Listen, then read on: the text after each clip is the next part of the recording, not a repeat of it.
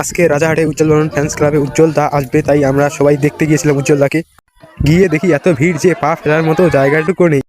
সবাই শুধু উজ্জ্বল দাকে একবার দেখার জন্য এসেছিল। উজ্জ্বল দাকে এক নজর দেখতে, তার সঙ্গে একবার শুধু দেখা করার জন্য, একবার ছবি তোলার জন্য যে এত ইউটিউবার, এত ব্লগার, এত রাইডার এসছে, মানে সেটা ভাবনার বাইরে। অনেক ভিড় হয়েছিল, অনেক ভিড় হয়েছিল, যেটা ভাবনার বাইরে।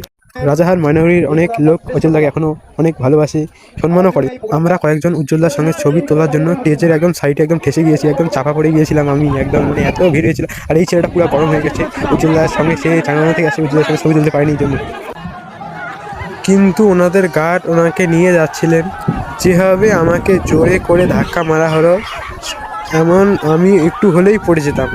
তাদের নিরাপত্তা অবশ্যই দরকার। যারা ওনাকে ভালোবাসে তাদের সাথে কি এরকম ব্যবহার করা উচিত? আপনারা যারা সেদিন ওখানে ছিলেন, তোমাদের সাথেও কি বডিগার্ড এরকম আচরণই করেছে? দর্শকের সাথে সিকিউরিটির এরকম ব্যবহার নিয়ে আপনার কি মতামত, সেটা অবশ্যই কমেন্টে জানাবেন। আমি উজ্জ্বলদার অনেক বড় ফ্যান, এরকম করবে সেটা আমি কখনো ভাবতেও পারিনি। বক মিডিয়াকে দেখতে গিয়েছিলাম, এখন যাচ্ছি বাড়ি। বিগত 2019 সাল থেকেই আমি তার ভিডিও দেখি, ভিডিও ভালো প্রত্যেক ভিডিও দেখি, প্রত্যেক গান দেখি। তো আমার দাদার বিয়ে বাড়ি ছিল, বিয়ে বাড়ি আমার পরিবারের সবাই গেছে, কিন্তু আমি যাইনি। এখন যাচ্ছি বিয়ে বাড়ি, তো তার সঙ্গে ছবি তোলার জন্য আমি বাড়িতে ছিলাম। আমার দাদা আজকে বিয়ে, বাড়িতে ছিলাম আমি, তো ছবিটা তোলা হলো না। আমার এক স্বপ্ন ছিল যে 7-8 বছর ধরে তার ভিডিও আমি দেখি, তো স্বপ্নটা তো আর পূরণ হলো না। তো বাই বাই।